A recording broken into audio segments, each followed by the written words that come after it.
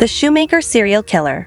The case of the Shoemaker serial killer, also known as the Cobbler Killer, stands as one of the most perplexing and grisly criminal cases in history.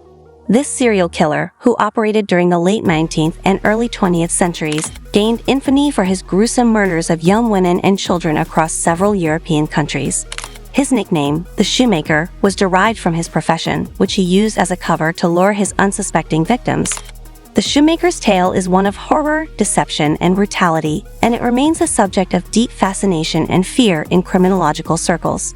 Before moving forward, if you are new to our channel, don't forget to like and subscribe to our channel.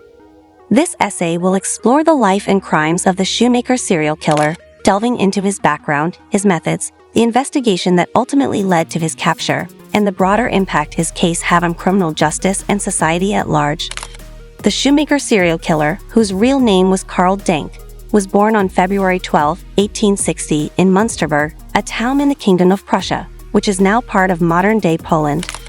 Denk eventually apprenticed as a shoemaker, a trade he excelled in. However, beneath the surface of his seemingly mundane profession, he harbored a deep-seated rage and a desire to exert control over others.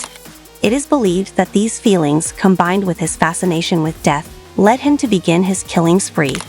Karl Denk's murders were marked by a level of brutality and depravity that shocked even the most seasoned investigators. His killing spree began in the late 1890s, and over the next 2 decades, he is believed to have murdered at least 42 people, although the true number may be much higher.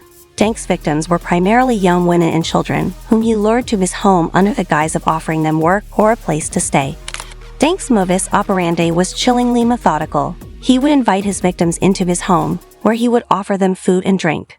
Once they were comfortable, he would strike, often using a hammer to render them unconscious before killing them.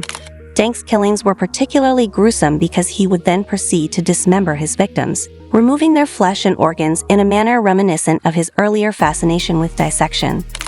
One of the most disturbing aspects of Denk's crimes was his use of his shoemaker's tools to carry out his murders. He would often use sharp instruments like knives and awls to cut into his victims, displaying a level of skill and precision that indicated a deep familiarity with anatomy. After dismembering his victims, Denk would dispose of their bodies in various ways, including burying the remains in his garden or selling their flesh as meat to unsuspecting customers. It is believed that Denk may have even made shoes and other items from the skin of his victims, further adding to the macabre nature of his crimes. Denk's ability to evade detection for so long was largely due to his unassuming nature and the trust he had built within his community. He was known as a kind and helpful man, often offering food and shelter to those in need. This facade of respectability allowed him to continue his killing spree for years without arousing suspicion. However, the mounting number of disappearances eventually led to increased scrutiny, and it was only a matter of time before Denk's horrific secret was uncovered. The investigation into Karl Denk's crimes began in earnest in the early 1920s after a series of disappearances in the Münsterberg area raised alarms. Local authorities initially believed that the missing persons were runaways or victims of natural disasters, as was common during that time. However, as the number of disappearances grew and the bodies of several victims were discovered in the surrounding countryside, investigators began to suspect that something far more sinister was at play. The breakthrough in the case came in 1924 when one of Denk's intended victims managed to escape and alert the authorities.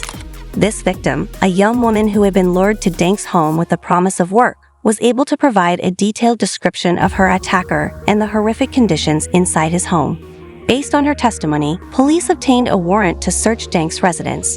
What they found inside was a scene of unimaginable horror. The interior of Denk's home was filled with human remains, including bones, organs, and flesh stored in jars and barrels.